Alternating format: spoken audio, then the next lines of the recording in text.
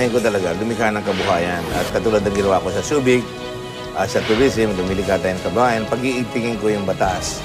At sisingilin ko kagad ang mga Department of Tourism. Bakit nila pinapairal yung tourism law?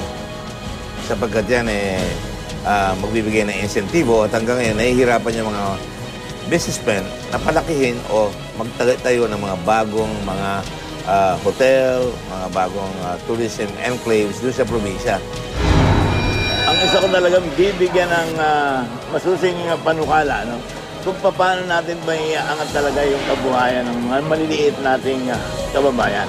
Yung mabigyan ng lahat ng kanya-kanyang opportunities, regardless of any religious affiliation, even if he's a disabled person, or even if he belongs to different sex, different gender. Dapat lahat may kanya-kanyang oportunidad.